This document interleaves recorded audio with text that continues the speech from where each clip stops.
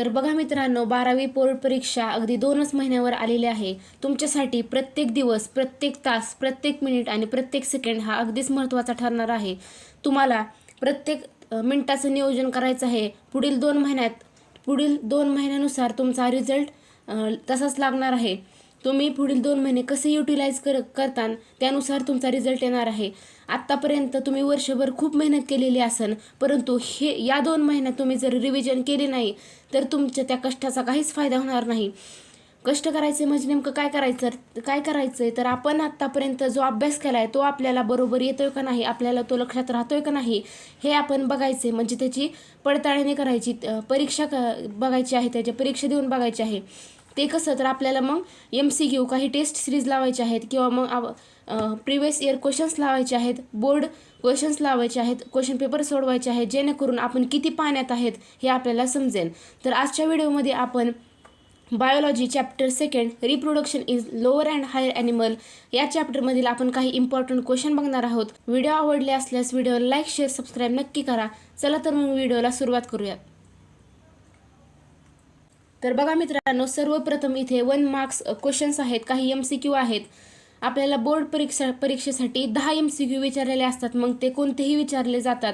आपल्याला चॅप्टर्स फार आहेत, त्याच्यातले कोणते MCQ येतील हे आपल्याला लवकर लक्षात येत नाही. तर या व्हिडिओमध्ये आपण काही इम्पॉर्टंट क्वेश्चन बघणार आहोत, ते तुम्ही बारकाईने त्याच्याकडे लक्ष द्या. तर पहिला क्वेश्चन आहे, the primary sex organ in human males is. Human मेलमधला प्रायमरी सेक्स ऑर्गन कोणता आहे तर आपल्याला माहिती आहे ह्युमन मेलमधला प्रायमरी सेक्स ऑर्गन आहे option number D, testis. Question दुसरा आहे seminal fluid is dash dash in a nature. Seminal fluid नेचरमध्ये काय आहे? A acidic, B neutral, C sugary, D alkaline. तर करेक्ट आन्सर आहे डी अल्कलाइन. क्वेश्चन नंबर 3 आहे, which of the following is not a part of uterus. खालीलपैकी कोणता असा ही body organ आहे तो म्हणजे युटेरसचा पार्ट नाही आहे. तर ऑप्शनमध्ये काय आहे? Body, cervix, fundus and cornua. तर करेक्ट उत्तर आहे ऑप्शन नंबर डी, कॉर्नोवा. नंतर बघूयात 4th question, menstrual cycle and menopause are control by. कशाने कंट्रोल केले जातं ते? गोनॅडोट्रॉपिक हार्मोनने कंट्रोल केलं जातं. Option number B correct answer आहे. नंतर question number 5, Nebenkern is dash dash. काय आहे? मायटोकॉन्ड्रियन ऑफ स्पर्म आहे. Question number 6, nervous system develop from dash dash of embryonic layer. Nervous system develop from dash dash of embryonic layer. Nervous system कशापासून, कोणत्या लेअरपासून बनलेले आहे तर आपल्याला माहीत आहे नर्वस सिस्टीम ही एक्टोडर्मपासून बनलेली आहे. 7 नंबरचा question, the average period of pregnancy in human let's for dash dash days of pregnancy. तर किती डेज असतात तर 266 डेज असतात. नंतर 8th question, dash dash is not a permanent method of birth control. कोणती मेथड आहे जी परमनंट नाही आहे बर्थ कंट्रोलसाठी? ती म्हणजे विथड्रॉल. क्वेश्चन नंबर 9 आहे, the organism which causes gonorrhoea is dash dash. तर करेक्ट उत्तर आहे ऑप्शन नंबर बी. नंतर question number 10, how many pairs of testis are present in human male. Human मेलमध्ये किती पेअर्स टेस्टिसचे प्रेझेंट असतात तर आपल्याला माहीत आहे ह्युमन मेलमध्ये 1 पेअर टेस्टिस प्रेझेंट असतात.